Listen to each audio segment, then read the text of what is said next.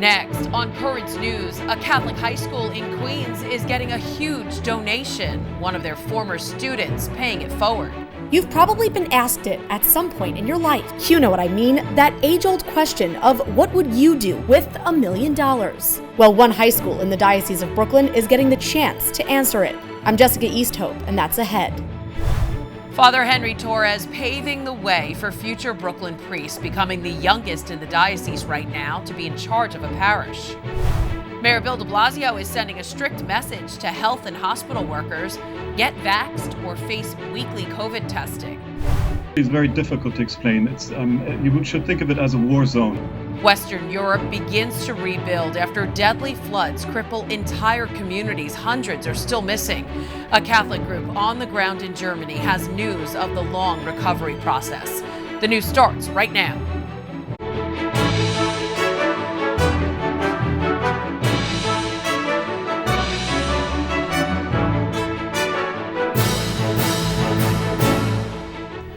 Good evening, I'm Christine Persichetti. A graduate of a Queens Catholic high school is giving back in a big way to the place he called home for 4 years. He's donating $1 million to Cathedral Prep. Currents News' Jessica Easthope was in Elmhurst to find out how the school plans to spend the money. Richie Diaz owes everything to Cathedral Prep High School. I had great experiences, I had made great friends, I had good mentors, all of whom on some level reflected Christ and really were my faith. This is way back in 1996, and there's Steve in his graduation picture. He and Steve Summers have that in common, and both men are giving back in their own ways. Richie, now the principal of Cathedral Prep, Steve, a businessman who's made sure he's given back to the school over the years. His most recent gift, a donation of $1 million. It's an honor to go to Cathedral. I got more out of that than what I gave. That's Steve Summers and Coach Dilge. Steve made the announcement at a golf outing last month, honoring his former baseball coach. Though he's been generous in the past, helping the school build a new science lab, a 7-figure donation was quite the shock. And we're like, did we just hear that correctly? And then it was just great happiness afterwards. A new court would be nice. That would be nice. Now the $1 million question, what's that $1 million going to? The students wanted their say. Yes, we had our jokesters who were saying, now we can buy a movie studio. They did have some constructive ideas as well, increasing technology or increasing our after-school offering. There definitely won't be a movie studio, but the plan isn't mapped out yet. However, both Steve and the administration agree allowing students who can't afford Cathedral to get the same Catholic education they did would be life-changing. Are there academic scholarships? Are there scholarships for financial concerns? We can again say yes. My father worked another job to pay for me to go to high school. So I know it's such a challenge today. There's no doubt the donation was generous, but Steve says what Cathedral gave him in 4 years, you can't put a price on. In Elmhurst, Jessica Easthope, Currents News.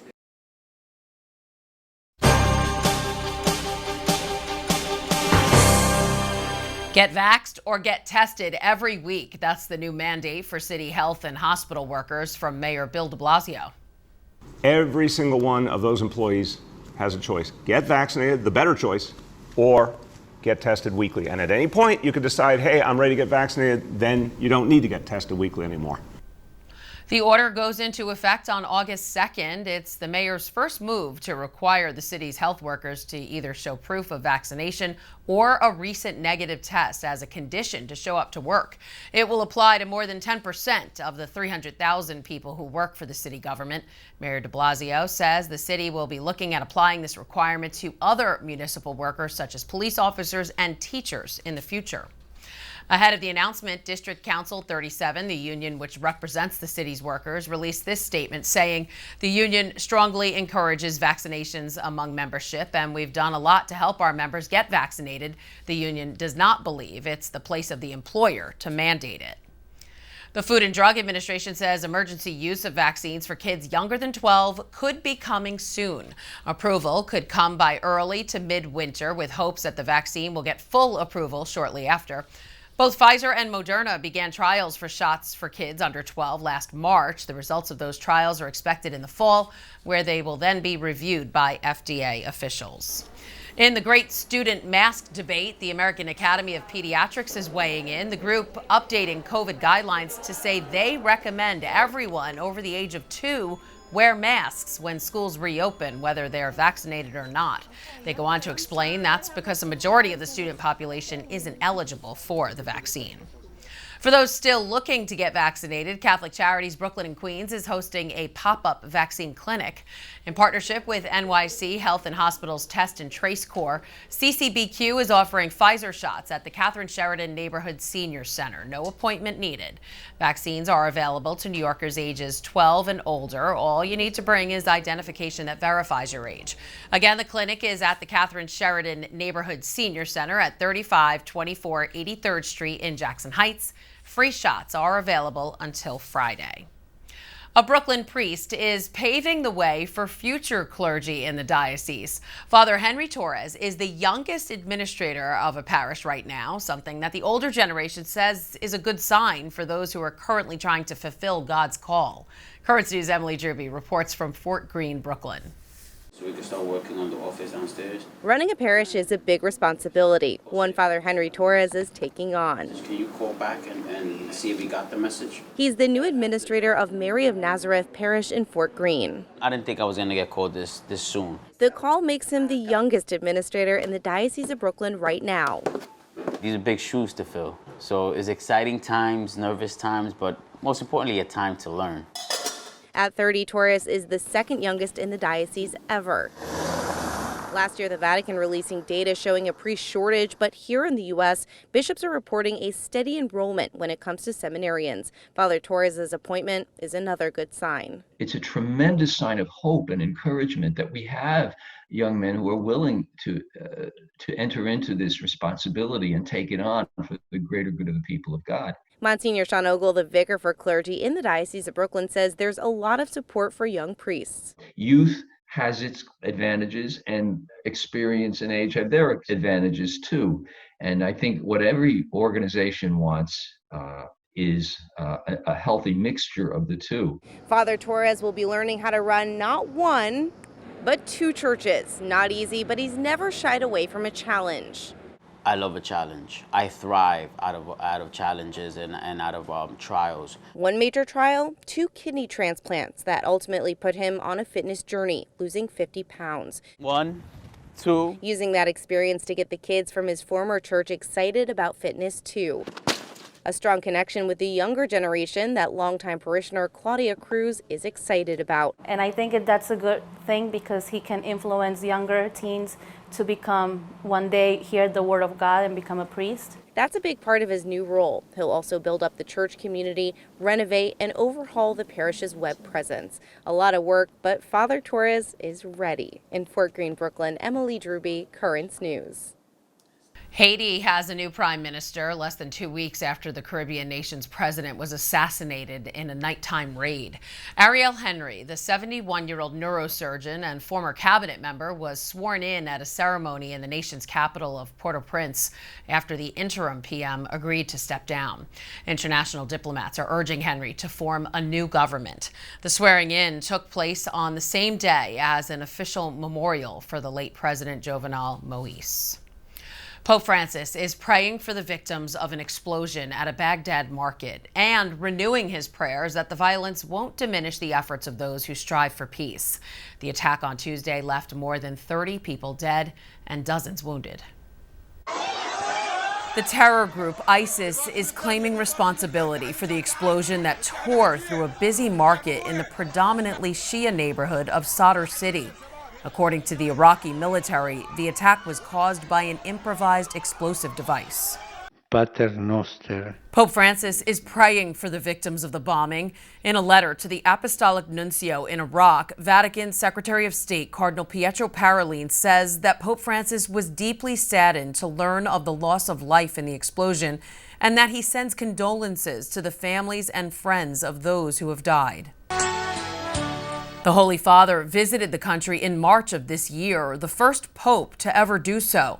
During the trip, the pontiff pleaded to the Iraqi people for peace. Chiedo a tutti voi. I ask all of you, dear brothers and sisters, to work together in unity for a future of peace and prosperity that leaves no one behind and discriminates against no one. This week's attack was the deadliest bombing in Baghdad in 6 months. The Pope's Iraq visit was his first trip outside of Italy this year. Now we're getting the details on his second trip. On September 12th, Pope Francis will arrive in the Hungarian capital of Budapest for a brief visit with the country's bishops. Then he'll celebrate Mass for the closing of the International Eucharistic Congress. After that, the pontiff will depart for Slovakia, where he will visit with political and religious leaders. He returns to Rome on the 15th. Now I have some news I'd like to share with you. Our team is moving to a new studio. Starting this Monday, Currents News will air an abbreviated newscast during its regularly scheduled time slots so we can move our operation to a new location. The shorter program will still allow us to update you on all the important headlines of the day. Currents News will be back to its full length this fall. And remember, you can always stay connected with us by visiting our website, currentsny.tv. There's a lot more news headed your way. Catastrophic floods in Western Germany have left thousands without clean drinking water or a place to live. Streets, bridges, houses have been basically evaporated. The recovery could take years, but disaster relief is on the way. Then, wildfires out west are exploding in size. The after effects are coming our way, causing health concerns for the Big Apple. And a canine hero who helped workers cope at the site of the Surfside building collapse got a helping hand of his own. When we come back. There are now some big changes to the Tablet website. You can get personalized access to the Catholic news you value. Sign up for free at thetablet.org.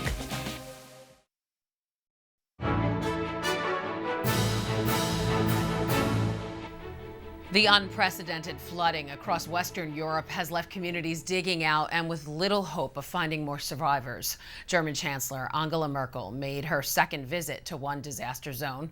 The massive cleanup and rebuilding could take months, even years, and likely cost billions of dollars. Fred Platkin reports from one of Germany's most devastated areas. Folks are trying to pick up the pieces here in the areas that were so affected by the floods in Germany and, of course, in parts of Belgium as well. We're in the town of Bad Münstereifel, which is an absolutely beautiful, very historic town, a medieval town that normally would see a lot of tourists this time of year. And what happened here is that the river that you see here, the Alft, as the rain was coming down, it just went and rose very, very quickly and simply obliterated a lot of the things that were in its path. One of the things that we see here, like in so many towns, is that the solidarity between people is just absolutely enormous. There's folks coming from all over Germany to just lend a helping hand. Now, the German Chancellor Angela Merkel, she also visited this town today, and she said she wanted to assure the folks here and in all of the affected areas that the German government would help. And we will together do everything we can so that the money quickly reaches people who often are left without nothing other than what they are wearing and who are therefore dependent on the support. When you speak to people here, one of the interesting things that they keep saying is that they understand that with global warming, with climate change, with the world's climate emergency, they might have to rebuild their town differently than they have before. They say they understand that natural disasters like the one that they saw here could become more frequent, and that's certainly one of the things that they say they're going to think about when they rebuild this town and try to make sure that if there is an event like the one that we saw last week here in Germany, that the town would be prepared and the infrastructure would be in place to hopefully cope with it as well. Fred Platkin, Bad Münstereifel, Germany. One group that's helping with the cleanup and recovery in Germany is the Catholic relief organization Malteser International Europe, an organization of the Order of Malta. Douglas Sauerma is the president of the organization. He joins us now. And Douglas, the first thing I think everyone is thinking, how did this happen? You know, you don't often hear of such a disaster in Europe. Why was this flood different from previous ones? I honestly cannot fully answer that question. All I can say is that we've had a lot of rain already in June and beginning of July, much more than usual. And then on the night of Wednesday night, all hell broke loose, and we had the rain that would be usually the amount of rain that would come in a month in 2 days, basically. So that was unexpected and never seen before. Wow, and you've been on the ground during the rescue and relief efforts. Describe what you've seen and what kind of damage has been done. Well, actually, it's very difficult to explain. It's should think of it as a war zone. You have scenes that we've never seen before. There's a complete destruction of houses. In previous floods, we've seen, parts of houses being over flood, cellars being full of water, and that kind of stuff. Here, streets, bridges, houses have been basically evaporated. So right now we have the smell of gasoline, the smell of mud, the smell of debris in the streets. There's helicopters above. There's sirens from the ambulance services. It's a war zone. And the desperation is in the faces of the people. I mean, I've never seen anything like that, and those images will stay for the rest of my life. What was there any warning? Did people not know that this was coming? There was warnings. There was warnings, obviously, about this extreme weather situation, but the cities were not prepared to take that kind of amount of rain. Just to give you an example, we have, let's say, in one village, the mark of 3.50 meters as the highest possible imaginable water level, and it rose to 7.80 meters. So more than double, basically, yeah, almost double. And this has been in some villages we're just not ready for this. Unbelievable. So what are some of the things your organization, Malteser International, is doing to help?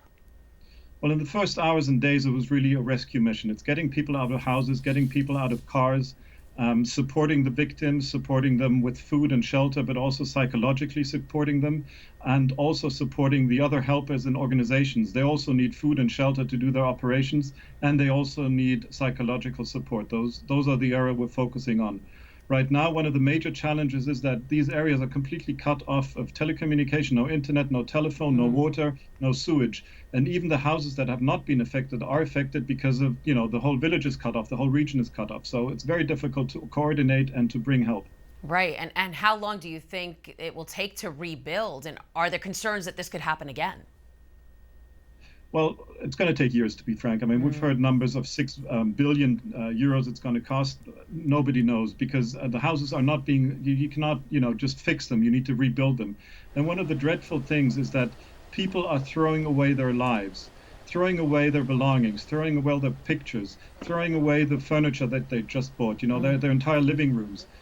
It's absolutely dramatic. So one thing is rebuilding houses, and the other thing is coming to terms psychologically with it. And from the floods in 2013, we're still taking care psychologically of some of the people who had been affected back then. Wow, yeah, so it's going to take years. Takes time. The Pope sent a message about the floods in a recent telegram. What was the reaction from people there?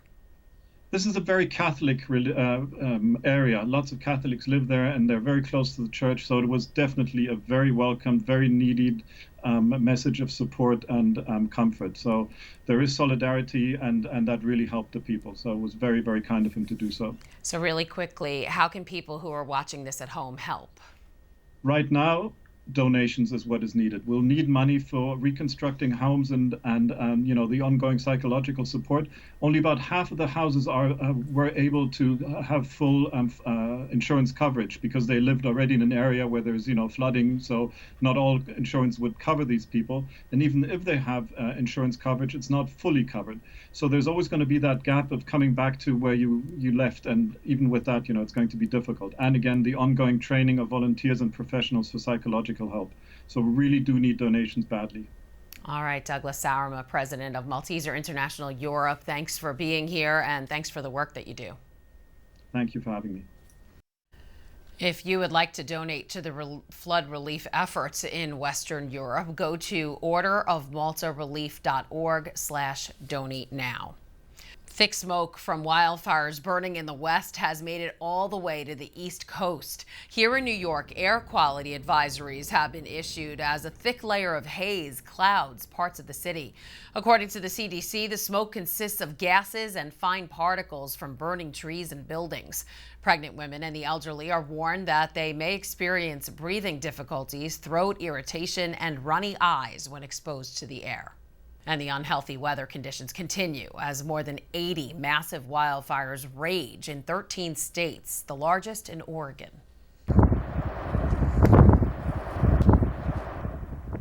It's called the Bootleg Fire, and more than 20,000 firefighters and personnel are on the front lines working to keep it in check. But it's exploding in size, scorching nearly 500,000 acres and forcing firefighters to fall back to safety zones. Right now, this is the 4th largest fire to burn in Oregon since 1900. And the weather conditions, windy and dry with lightning, are truly problematic. Much of the West is currently facing the threat of fire conditions. More than 3.5 million people are under red flag warnings. Still to come on Currents News, he helped comfort rescuers at the Surfside building collapse when they needed it most. To be able to be that bright spot in people's days was a privilege. Now, man's best friend gets the favor returned by a Good Samaritan when it was his turn in need. The touching story coming up next. Do you have a story idea or want to share a tip? Email us at newstips@desalesmedia.org or call our 24-hour number, 718-517-3122. We'll be right back.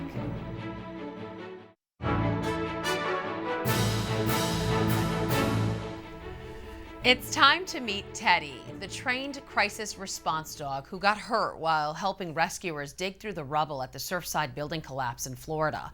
That injury made returning home to Philadelphia difficult until a Good Samaritan stepped in. Nicole Insalata picks up the story from here.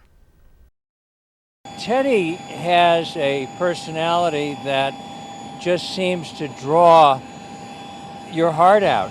And in an environment with little hope, like the rubble pile at Champlain Tower South in Surfside, comfort dog Teddy did just that for first responders.